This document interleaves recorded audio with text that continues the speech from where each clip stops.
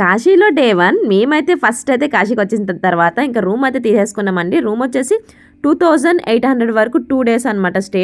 ఇంకా వెంటనే ఫ్రెష్ అయ్యేసి ఇంకా దర్శనం కోసం అయితే వెళ్తున్నాం. దర్శనంకి వెళ్ళే ముందైతే మొబైల్స్ అన్ని కూడా మనం అక్కడ జమ చేసేయాలండి. అసలు అలో అనేది లేదనమాట. 5 టెంపుల్స్ అయితే ఉంటాయండి. కొన్ని మోసాలు అయితే జరుగుతాయండి. జాగ్రత్తగా ఉండండి. కాశీలోనైతే వచ్చిన తర్వాత ప్రతి ఒక్కరితోనే జాగ్రత్తగానే ఉండాలండి. ఇంకా మేమైతే ఇంకా బోట్ అనేది బుక్ చేసుకున్నాము. గంగా ఘాట్కి అయితే వచ్చేసాం అనమాట. ఇక్కడ మెయిన్ అండి, ఇక్కడ నుంచి మనకు బోట్ అనేది స్టార్ట్ అవుతుంది. 2200 రూపీస్కి అయితే మేము పర్సనల్ బోట్ అయితే బుక్ చేసుకున్నాం. ఇక్కడ మీరు చూసారు కదండి, అక్కడ మనకి డెడ్ బాడీస్ అనేది కాలుస్తారండి.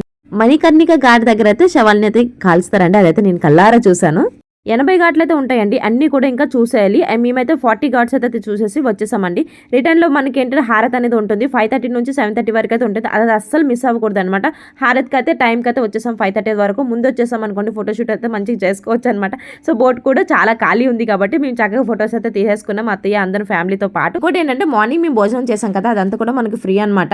సో అన్నపూర్ణమ్మ అనేసి ఉంటుంది, అక్కడికి వెళ్తే మనకు ఫ్రీ భోజనం అయితే దొరుకుతుందండి. అండ్ ఇక్కడ వచ్చేసి ఇంకా 7:30 అయితే అయ్యింది కదా, చూడండి చీమల్లాగా ఎంత మంది ఉన్నారో హారతి కోసం అయితే. శివయ్య అనుగ్రహంతో మేమైతే కాశీ వరకు అయితే చేరుకున్నాం అనమాట. షాపింగ్ మాల్ వాళ్ళతో కూడా కొంచెం జాగ్రత్తగా ఉండాలండి. ఎందుకంటే మనం బెరలు ఆడుతుంటే కనుక ఒకేసారి మీ సౌత్ వాళ్ళందరూ ఇంతే అనేసరికి తనతో నేను గొడవ పెట్టేసుకున్నాను. బెరలు ఆడడం అయితే తప్పు కాదు కదండి. నేను ఈ వీడియోలో కట్టుకున్న శారీకి ట్యాక్స్ చేశానండి. జస్ట్ 690 రూపీస్, చాలా బాగుంది.